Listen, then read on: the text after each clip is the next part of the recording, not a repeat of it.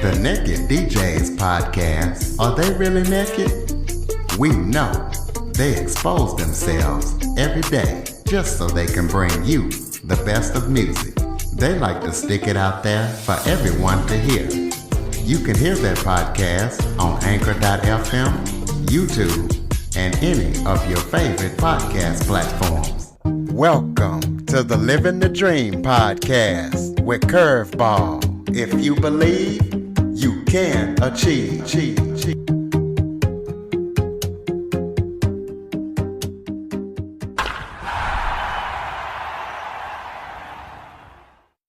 Welcome to the Living the Dream with Curveball podcast, a show where I interview guests that teach, motivate, and inspire. And today, I am joined by a special guest who is straight from Australia. His name is Daniel Sih. He is an award-winning author. He is the co-founder of the group Spacemakers, which is a productivity consulting group for busy leaders. And I know you might think this episode is only about business leaders, but it's not. What Daniel is going to be talking about is how to unplug and think clearly in the digital age. He's written a book on this topic, and I think it's real important, not only for leaders, but for all of us to be able to unplug in this digital age, because, you know, we got everything on our phones and devices, even down to our watches, and, you know, people are out to eat, they're on their phones. I just think this is an important topic for Daniel to talk about unplugging, as well as his global courses and anything else that he's working on that he wants to talk about. So Daniel, thank you so much for joining me today. Yeah, thanks for having me on this show, Curtis.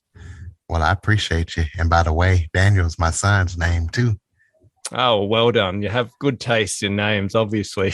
Absolutely. So why don't you start off by kind of telling everybody a little bit about yourself, because you have an extensive background. So tell us a little bit about yourself. Yeah. So look, I'm from Australia, as Curveball mentioned. I live in a place called Tasmania, which is right at the very, very bottom, a city called Hobart. So we pretty much couldn't be much further away from each other right now. I know it's nighttime where you are, and it's the morning where I am the day before. I have 3 children. One's a teenager and the others are heading that way. And I've been married 20 years as of last week, which was good. I run a productivity consulting firm, as you mentioned, helping people with productivity and training them in how to get their inbox to zero, how to manage online to-do lists and set priorities. And I'm really passionate about helping busy people make space in this kind of whirlwind of life after COVID by rethinking how they understand technology and their relationship with the online world, by giving people space from always being online so they can think deeply and rest fully and, I suppose, connect with loved ones without always being on a screen. So that's kind of the stuff I do. Kind of explain to everybody how you got started and how you came up with the name, or you guys came up with the name, the group that you co-founded, Spacemakers. Yeah, well, I suppose I was a physiotherapist. I think you call them physical therapists in the States. And I ended up finding myself in this management role where I was just always busy and running from one thing to the next. And I had young kids and I was building a house. I was doing lots of volunteer work at my church and then did a paid role for my church for a while. And all of those things, I just felt so busy. And I realized that so much of my time was running from one thing to the next, and I was losing that ability to really be at peace and to make decisions wisely and to, I suppose, live from the inside out rather than just working from the outside in. And the thing I really wanted in my life was more space, just space to be and not to rush, space to enjoy being with my family and not feel like I'm always having to be at the next meeting, or just space to rest or to pursue things that I really love to pursue.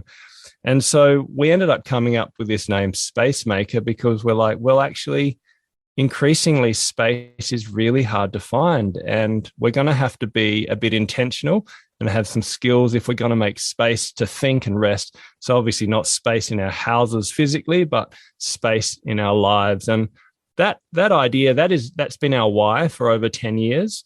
And the beautiful thing about that why is it has allowed us to shift and change our business offerings when we felt we needed to. So we started by training people in how to make space in their mind by getting their inbox to zero.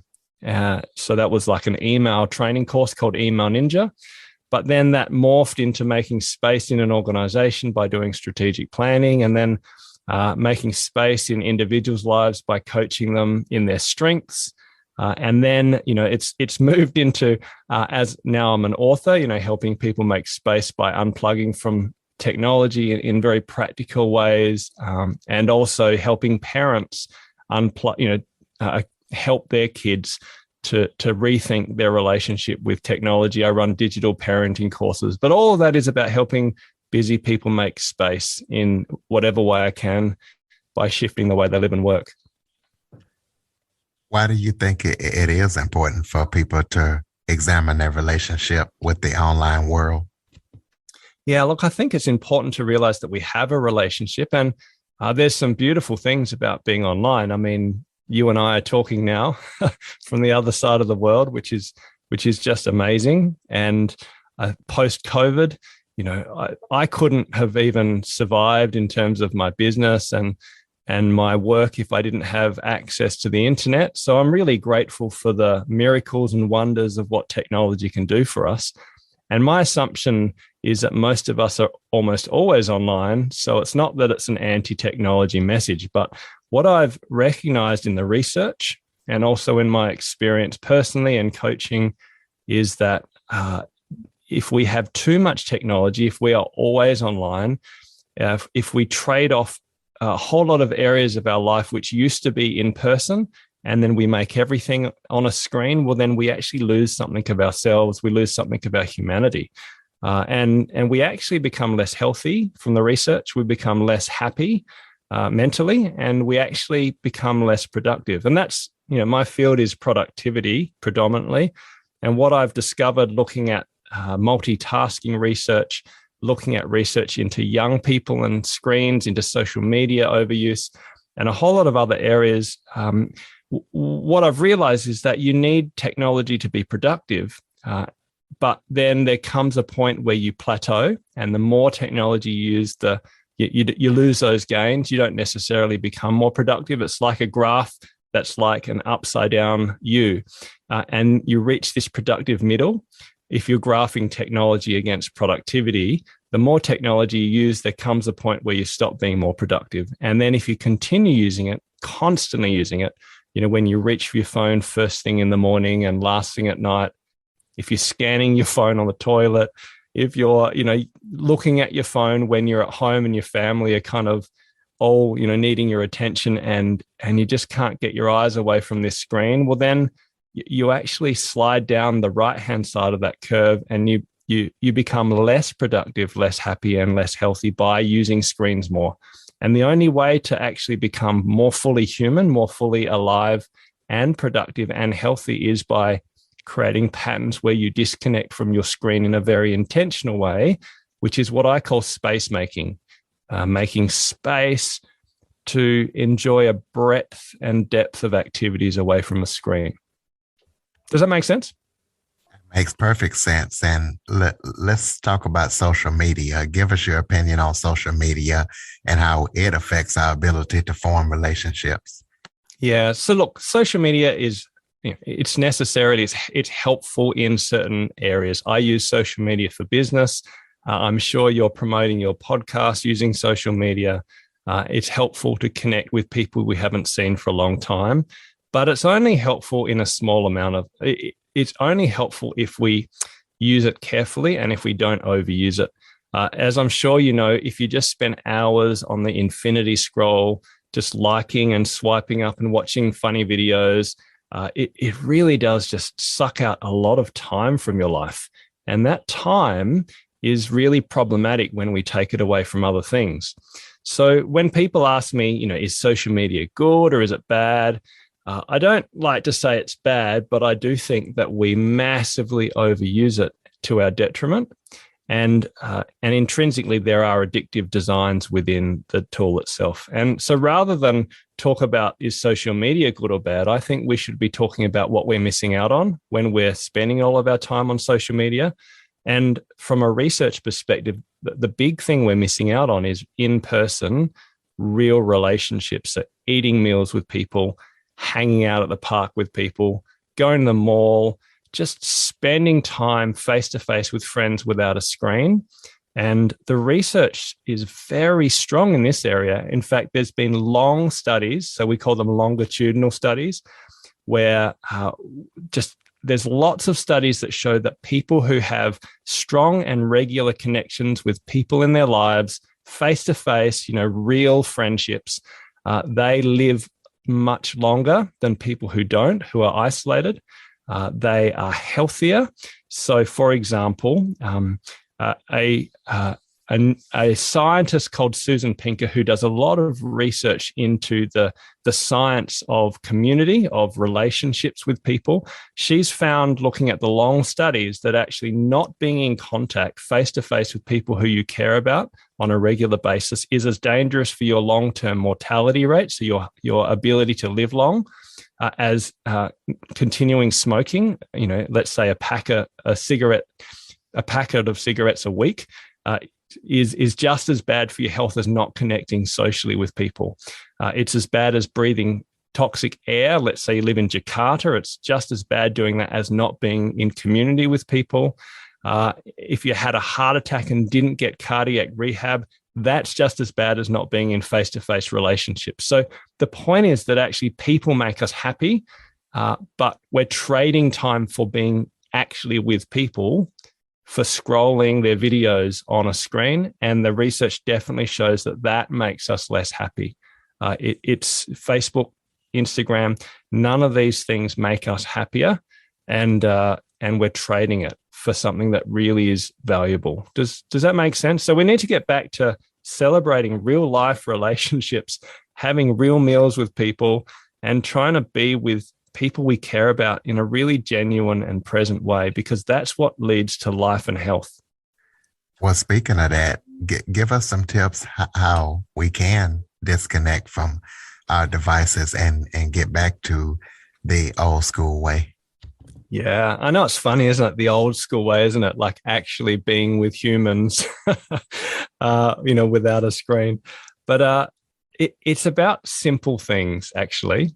And in my book, I give a whole lot of practices that we can embed in our life to help us recover what the research says is just really good, like you said, old school ways of doing life with people. And so one of the ones I really love, a very simple practice, which is a space-making practice called the daily pause, is to just grab a little bit of space each day together.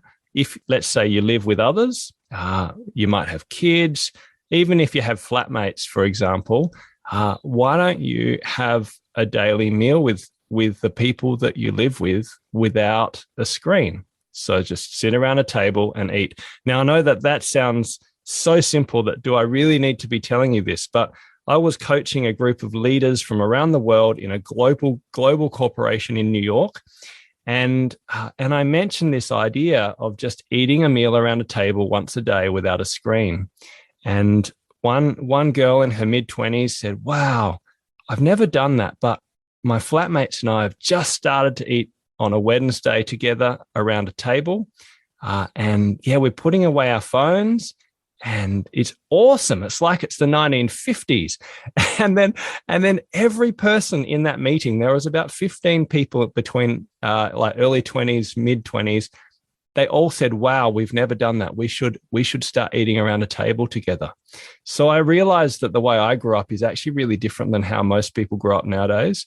And it's really important to recover eating together without a screen around a table. And the research is incredible.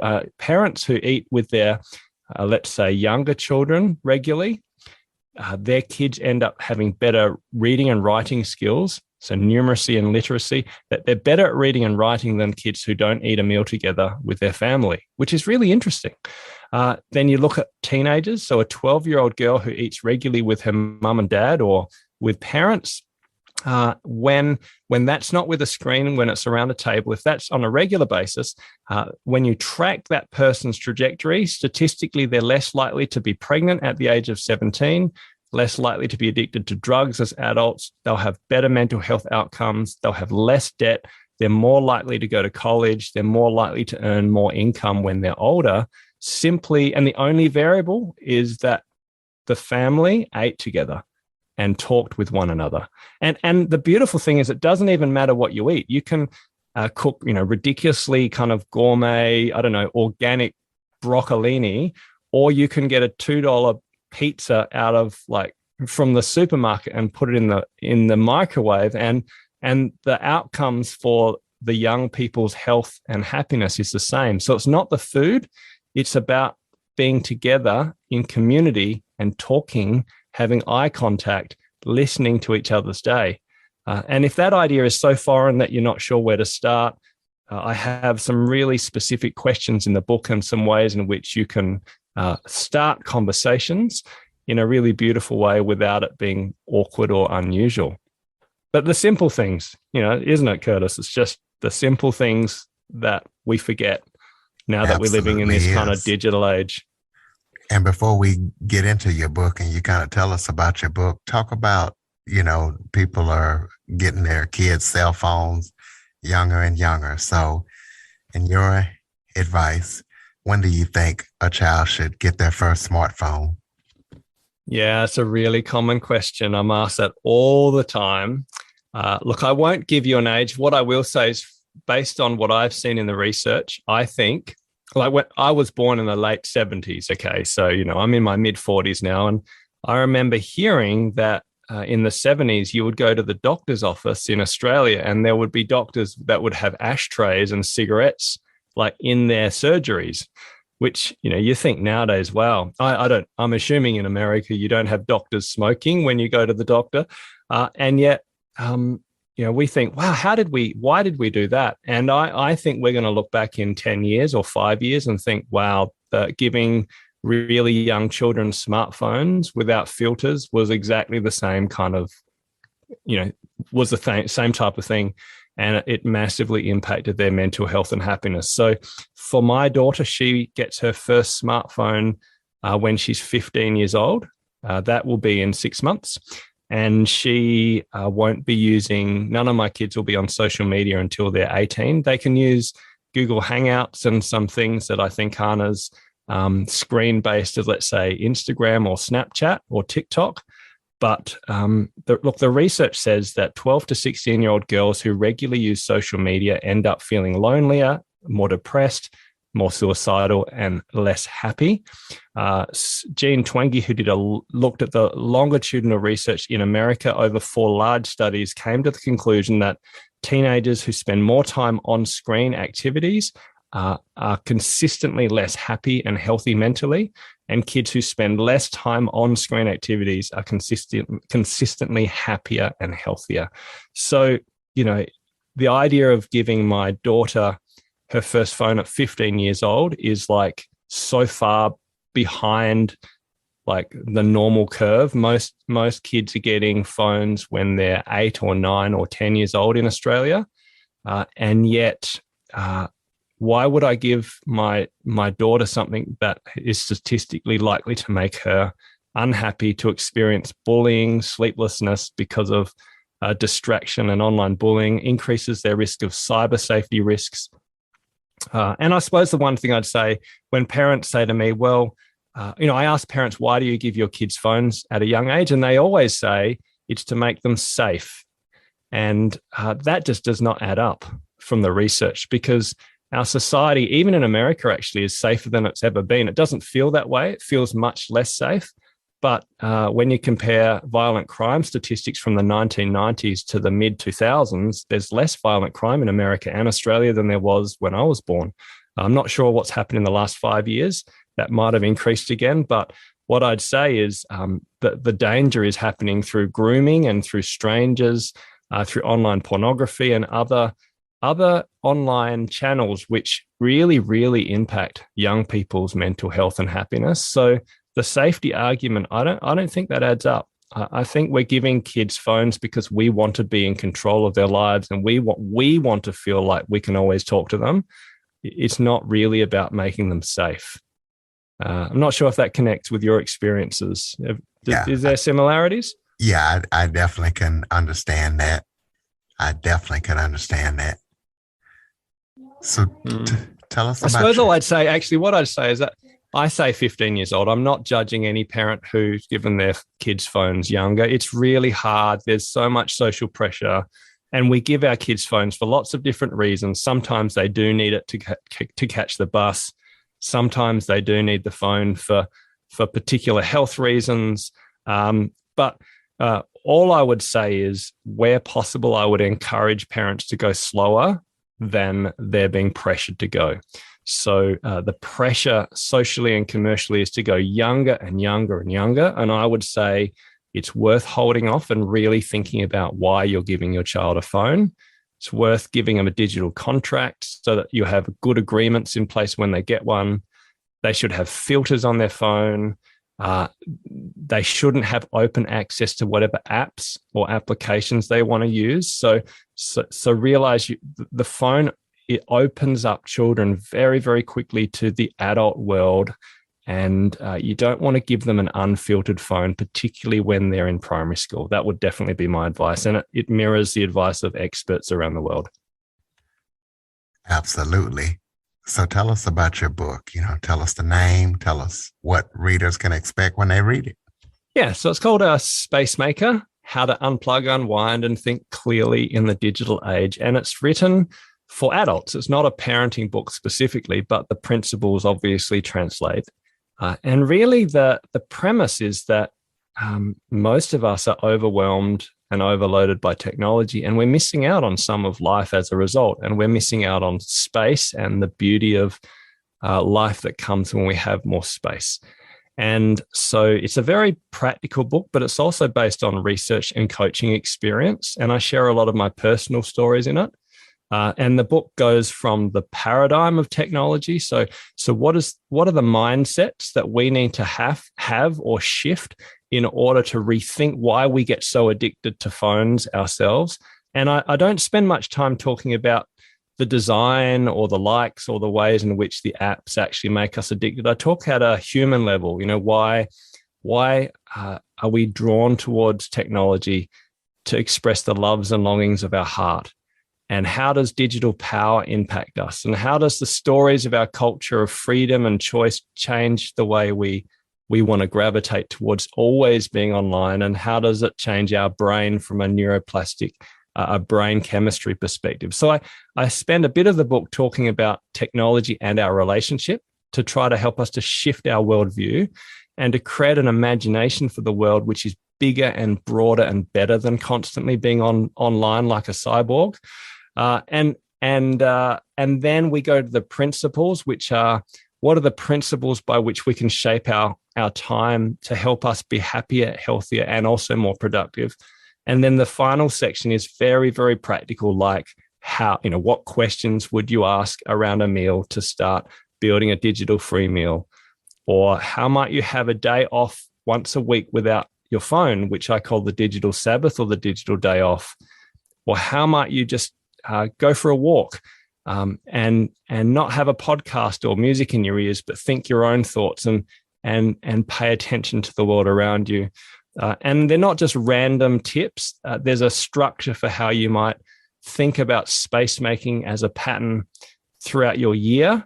So creating annual patterns and then weekly patterns and then daily habits so that you can build up these practices over time and recapture the art of being truly human. So yeah, that's really what the book's about. Well, let's talk about any current or upcoming projects that you're working on that people need to know about.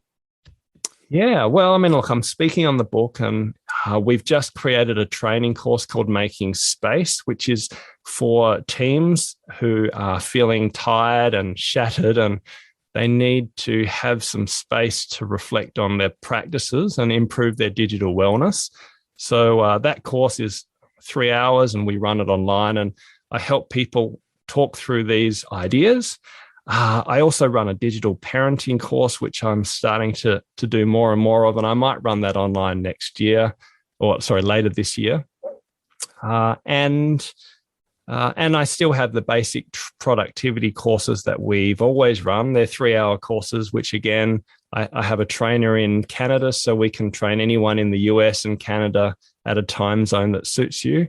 3-hour courses like Email Ninja, so how to get your inbox to zero and have less stress.